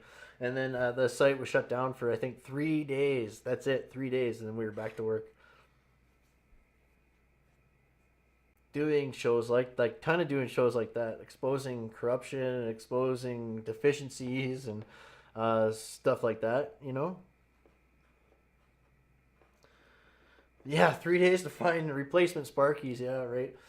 But no, that's crazy. That was crazy. So it was just probably, yeah, you never know. Like electrical's dangerous stuff. So like that's no, there's no joke. Yeah, like I said, that was one of the trades I studied quite a lot was electrical. And yeah, it can be very dangerous. So it's and technical too, right? But well, it's showing me it's buffering again. Hey man, yeah. So Jose, every Sunday, 4 p.m. Mountain Standard Time, I'm live for sure. So, for sure, every Sunday, 4 p.m. Mountain Standard Time, I'm live for sure that day. I try to go live through the week or upload videos, but at minimum every Sunday at 4 p.m. Mountain Standard Time, I'll be live.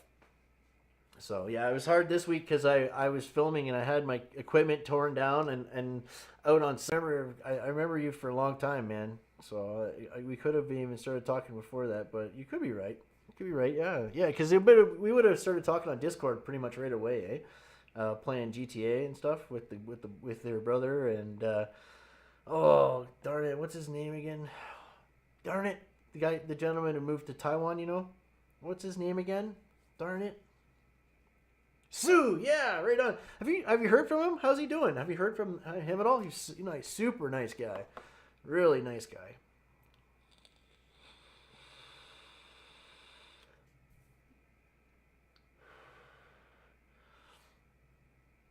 Yeah, no, that's cool, man. Well, yeah. So that's my spear. Not recently, eh? Okay, okay. Yeah, I hope everything's going well over there, man.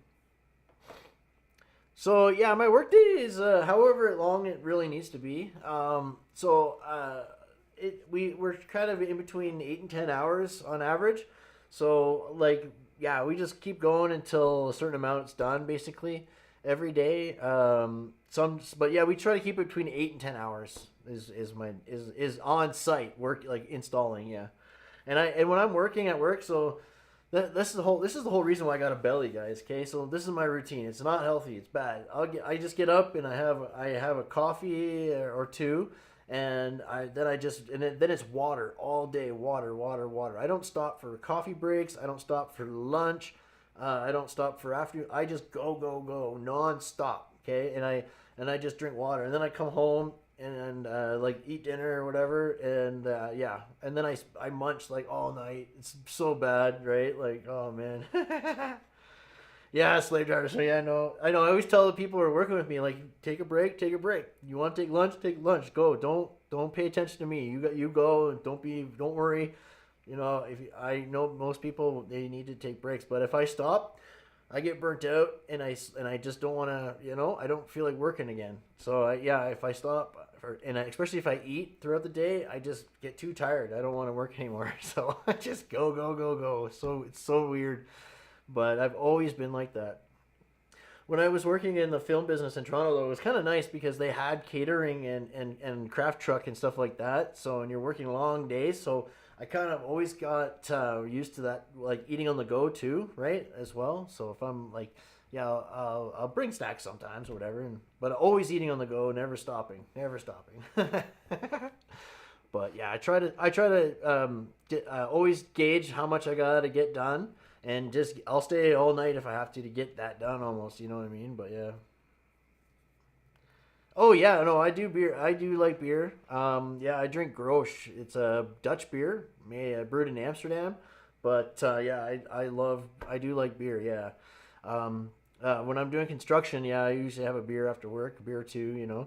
I used to drink a lot of different like beer and hard liquor and all that, but I don't do that stuff anymore. I only drink beer, and yeah, I have a 4 beer limit. I know I don't drink more than that.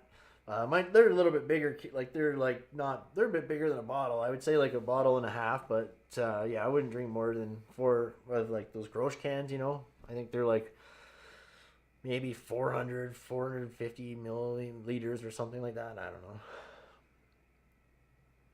No, actually, I haven't seen food trucks do that. I don't. That's a good idea. If I was a food truck guy, man, I would do that. Like, I would try to find areas with construction, especially residential, like neighborhoods, like where they're doing subdivisions. I just go right up there at 11:45, park the truck, put out the sign, let the smell out. Hell yeah, that's a great idea. That's a good idea. We should do that. We should do a construction cronies like food truck. Hey, that would be pretty rad, man.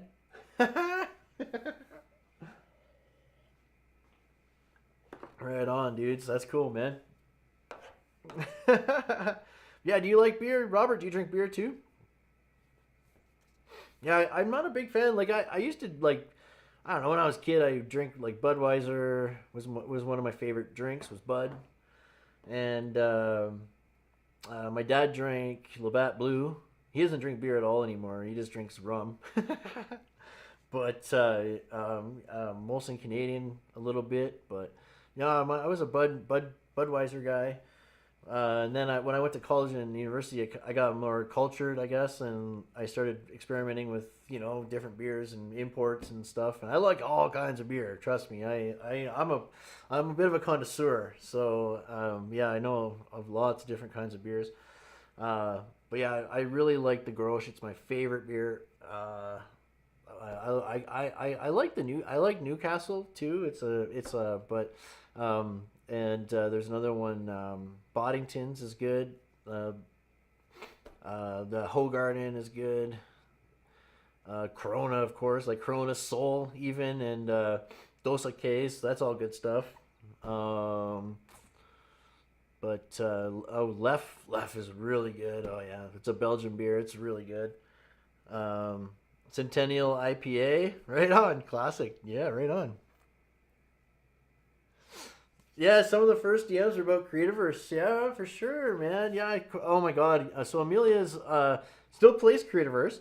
She also is into like SimCity now and The Sims, so that's kind of cool. But this game called Pacific Drive, man, I'm addicted to it, dude.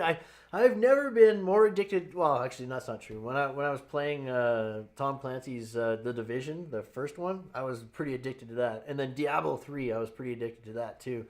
I haven't got into. You're drinking Europe beer, yeah, European beer, yeah. That's pretty much all the beer I don't drink domestic beer at all anymore. I can't. I doesn't taste good. It does not have any flavor to it at all, right? So yeah, I drink everything from yeah, Europe pretty much. But then again, like the soul is from South America, right? Mexico. And so is Dos Equis from down there too. There's another one. What's it called? It's like a Corona type beer. Oh, it's from Thailand. The Sing Ah. Yeah, the Sing Ah. That's good stuff. That stuff's from Thailand. It's good beer. You can tell I kind of like beers that like with a little bit of lemon too.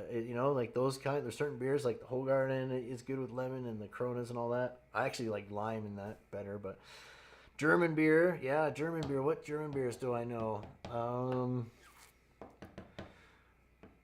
my God. Oh, come on, dude. How come I can't remember? Oh, the Beck's, man. Yeah, that was my favorite beer for a long time. Beck's. Yeah, I really like Beck's, man. It's way better than Heineken. Even Heineken is too domestic for me, but I'll drink Heineken if I have to. You know what I mean? If it's the only one they got, that's what I'll drink. But Beck's is so good. Oh man, Planet Crafter. Cool, man. Oh, I just bought two Star Wars Squadrons for $2 or something, like $2 or $3, because the May the 4th be with you. So it's on sale on Steam right now for like $3 or whatever. But yeah, I just bought Squadrons. I've been wanting to buy that for so long, but I wasn't gonna pay $55 for it. So yeah, when I seen it for $3, I'm like, yeah. No, I've never been to Germany. No, I've actually never been to Germany ever before, but the Oktoberfest would be so fun, man. Oh my God, we have like a local one here, um, like a Oktoberfest beer fest we call it or whatever. We have one here in Edmonton, and it's fun. Yeah, it's fun. You can try food and beer or whatever. It's really good.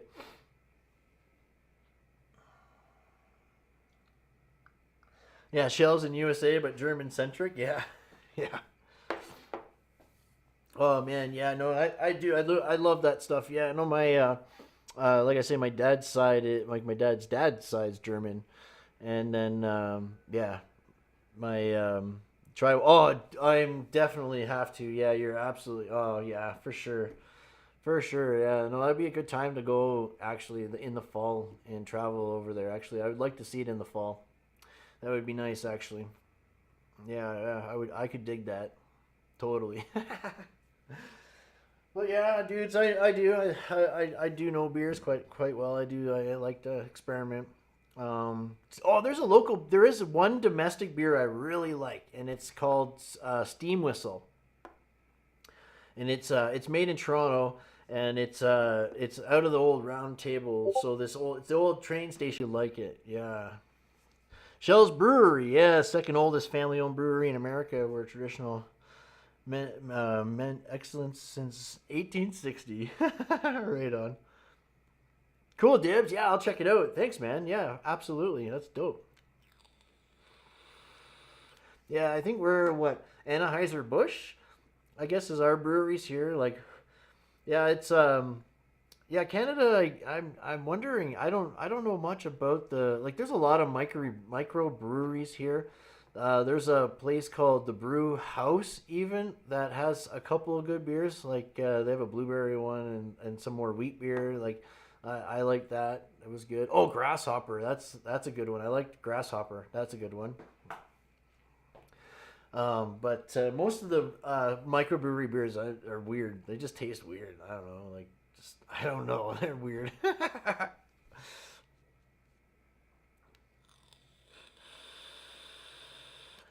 Ambev, is that an older brewery? Yeah.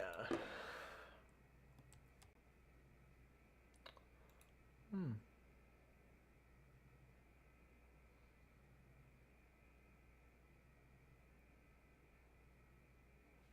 Beverage Company of the Americas.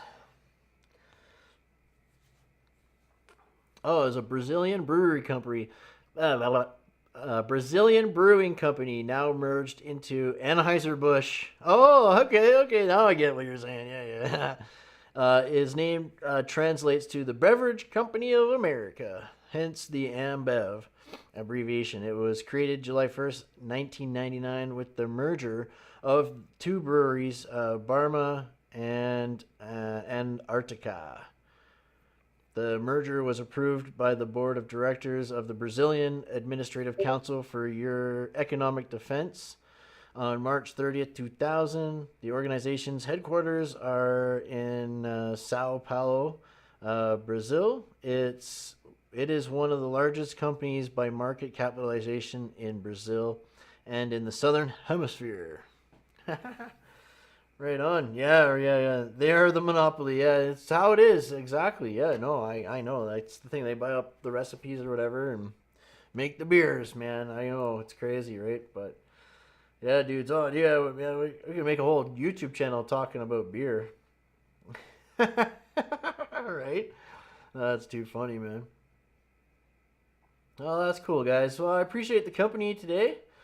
But yeah, like I said, I should go make sure everything's good in the house and the kids aren't taking over. And yeah, I got to get prepared for the shoot tomorrow. So yeah, man, I'm excited about that. I have then I have a meeting Tuesday to get ready for. I'm going to be doing a lot of meetings in the next couple of weeks, guys. But like I said, too, don't forget about Tokyo Drew, guys. You know, stage 4 lung cancer, so he's in Japan, so he has to pay for a lot of stuff. It's going to be quite expensive, so just trying to help him out. I'll leave the link for it in the description. So if you know anybody who needs to make donations for write-offs or anything, this would be a good one for sure. The best in nation in drywall. Oh man, I don't know. I would say France and probably England, probably still the UK, but yeah, France for sure. You know, I would think Canada and like America, like United States, would be pretty good too. We have a really good system. I just know like the beautiful work that still goes on in Europe, like it's top notch. Like you know, like they know what they're doing. Like every wall gets skim coated, guys. Like let me see. Let's Google that and see who are the what nation's best for drywall. Is best for drywall. I don't know. Just out of curiosity. Eurosplaining to Eurosplaining drywall to simple, uncultured Americans. That's hilarious. I gotta read that for a second. That's too funny. Finishing in Canada versus the U.S. But yeah, that would be tough to judge, you know. But yeah, I would say somewhere over there. I still remember my utter shock when I found out that you can actually punch a hole in the wall in U.S. houses. I'd heard of it before, but I thought that was just an expression for being super angry or something. But nope, the walls are wood and plaster, and you can actually punch a hole in the wall, which doesn't seem particularly safe to me. But oh well. That's hilarious. I love it. That is awesome. Okay, what's this one? To be fair, I moved from Europe to New Zealand, where they also use drywall, also known as plasterboard, on interior walls, and it was quite a surprise as the house we had grown up in all had solid brick and plaster walls. Every wall is brick, even the even the partitions are brick with plaster over the top. Only place they aren't is our loft conversion, which has thick plasterboard and wood. I can't imagine ever being able to punch a hole in the wall. That's oh man, that's wicked, dude. I love brick. I love brick so much. I actually really love brick. Um, yeah, brick interior walls. Wow, that would be so cool, man. Interesting.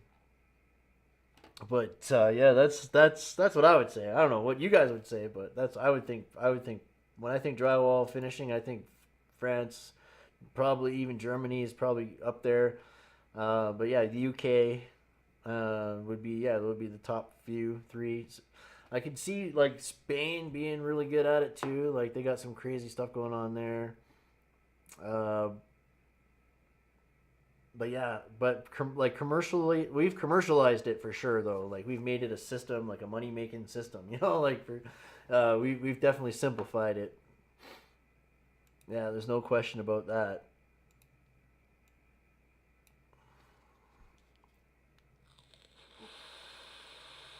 Yeah, karate, yeah, karate training. Oh, that's hilarious, dude. Right on, man. Wow. Yeah, dibs, man. That's crazy. Most of my walls are solid brick. The external walls are 14 inches thick. That's crazy. That's crazy. So crazy. Sorry. What about Mexican gays? Oh, dude. Actually, I actually, Mexico, I don't like. It's kind of funny. Some of the funniest stuff I've ever seen, stuff like using screwdrivers to screw drywall to the wall and stuff. I've literally seen that where there's like 5 guys screwing in a sheet of drywall. That's probably the craziest thing I've ever seen, but it's funny, yeah. But they have different systems. They build with different materials and they got a different climate, so yeah, it's different. But yeah, too funny, man. Right on, Robert. Right on, guys. Well, I want to wish you all a happy start to the week. I want you guys be safe. Like I was saying, if you guys have any questions at all, please just leave them in the comments. And I'll get back to you. Like, it doesn't matter what video it is. It doesn't have to be related to that. Just leave me a comment and I'll get back to you guys. But seriously though. Oh, and then completely understand that I did ask her to please keep it up, so we can kind of have that connection to him still, and we can still donate if we want to. But of course, we have to respect her, completely. Like, I couldn't imagine what they had to go through the past 2 years. And then having to stand up again and face the guy who killed him and read statements and stuff, it's really awful, But yeah, I want you guys to be safe out there, and yeah, drive safe. Yeah, you never know who'd be walking across that road, right? But Robert, you have a great day, great night. Dibs, my man, I'm gonna check out that link you sent me for sure, man. Good to see you, my man. Professor X, Jose, Chris Compton, yeah, everyone who stopped in today, man. If I missed you, that's okay. Doesn't mean I don't love you. Just yeah, we'll see you guys soon, man. Yeah, bye for now, everybody. Oh, wrong one.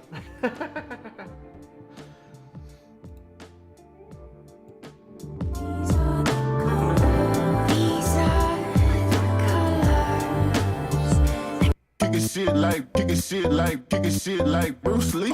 Kick it shit like Bruce Lee. Kick it shit like Bruce Lee. Kick it shit like Bruce Lee. Kick it shit like Bruce Lee. Kick it shit like Bruce Lee. Kick it shit like Bruce Lee.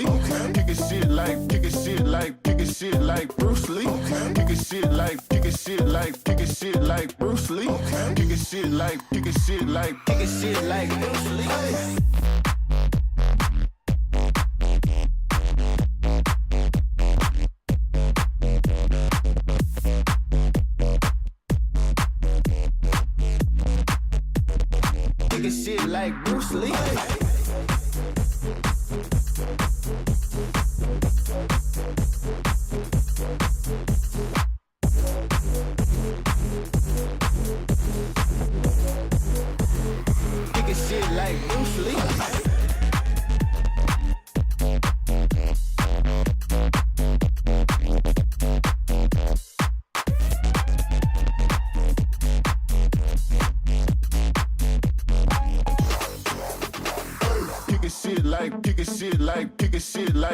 Shit like Bruce Lee.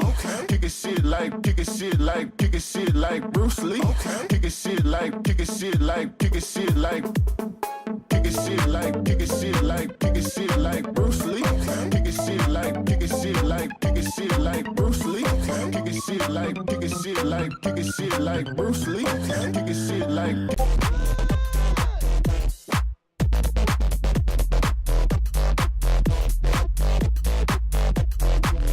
shit like Bruce Lee. Oh yeah? Well, screw you guys, I'm going home.